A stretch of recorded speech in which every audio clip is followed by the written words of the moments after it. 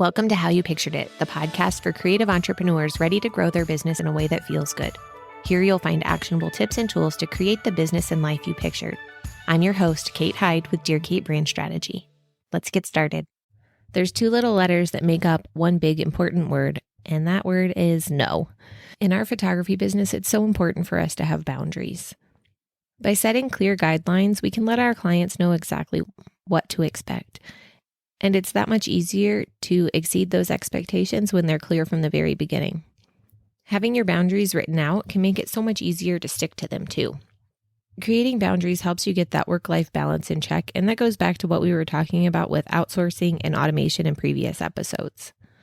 Today, we're going to talk more about the boundaries that you need to have in your business and how saying no opens you up to more yes.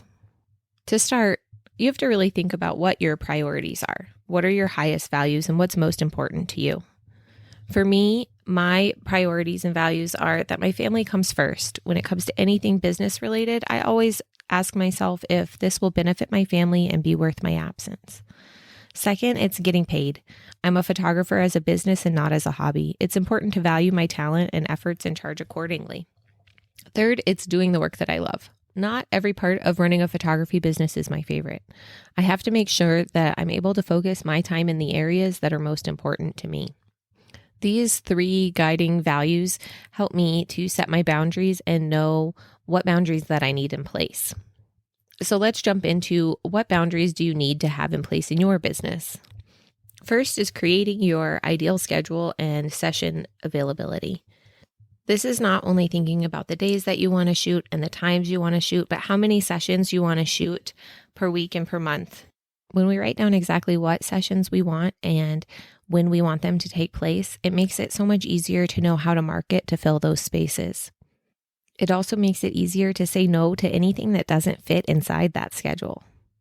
Clients always appreciate knowing what days you have available up front and knowing that you have set boundaries on when and where you'll shoot. It helps position you as the expert and lets them take some of the guesswork and the worry out of booking their session. Next is deciding what you want to shoot. I know niching down is not for everyone, and cutting out some genres of photography gives you anxiety and makes you feel stifled creatively. And that's totally fine. I will say, though, that it's much easier to fill your calendar with the work that you really love to do when you make yourself an expert in that genre. This is one place where saying no to something leaves you open for more yes.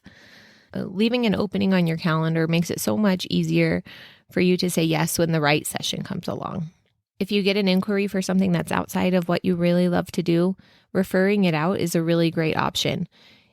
If you create a network with other photographers to refer to, they'll refer back to you when they get an inquiry that's not a fit for them. Marketing is so much clearer too when you decide what you want to shoot. It's easier to say what you do, who you do it for, and why you do it when you really have a clear picture of what those sessions that you really love are. That is what makes you an expert in that genre, and it makes it easier for clients to book with you. It also makes it so that you're known for that type of photography and easy for others to recommend you and talk about you.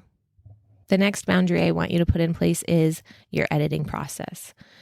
I often see other photographers with unhappy clients who expected more extensive editing on their images or expected a different style than what was presented or expected their images back sooner. Be clear about what you do and do not do in your editing process. Are you someone who slims people? Are you someone who removes blemishes? Are you someone who does a very natural edit and leaves people looking exactly how they were? And what's your turnaround time? When can clients expect to see their images back? One of the first times we hired a photographer for our own family photos, our pictures took about 6 weeks to get back. We didn't have a contract or anything in place going into the session, and I expected the photos back closer to the 2-week turnaround time that I was used to delivering my own clients' images with. By the time I got my pictures back at 6 weeks, I was kind of over it. I still loved them, but I kind of had a bad taste in my mouth about the session altogether.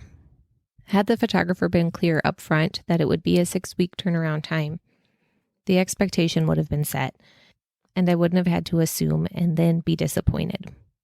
Make sure that you are clear with your timeline and give yourself some wiggle room so that you can always exceed that. People are always thrilled when you tell them that they're going to get their images back in 2 weeks, and then they come back a little sooner. But it's always great to have that buffer in place if something comes up and you can't quite get to their session as soon as you hoped. The next boundary we're going to talk about is communication. It's super important that clients can get in touch with us when they need to, but also that we're not making ourselves available at all hours of the day. That's a really quick way to get burnt out. Letting clients know up front what the best form of communication is for you, whether that be text, email, or phone call, is super important. It's also important to let them know what your working hours are and how quickly they might receive a response from you. Personally, I feel like anytime I get a notification that a client is trying to contact me, I get a little bit of anxiety and I want to get back to them as quickly as possible. But knowing that the client understands that I also have a life and there are boundaries around my time relieves that anxiety and takes away some of the stress that I put on myself. The last big important boundary we're going to talk about today is our pricing. By setting our pricing based on doing our cost of doing business and what we want to offer, we know that we're firm in our numbers.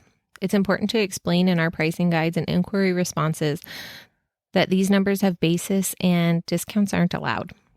For some photographers, it helps to have discounts that are allowed in certain cases or have discounted offers that they can suggest for clients who maybe need something in a lower price range.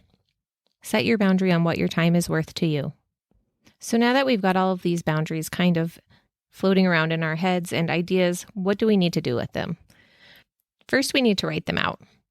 In the show notes, you can find a link to my boundaries worksheet, or just pull up a document and start typing.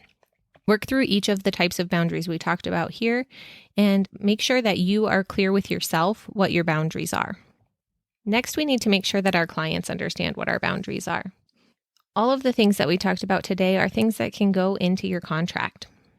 You could also use a policies page or an FAQ page on your website to help communicate these boundaries to your clients. We can also start communicating these boundaries from the very beginning, before anyone even books with us, right when they first land on our social media or website pages.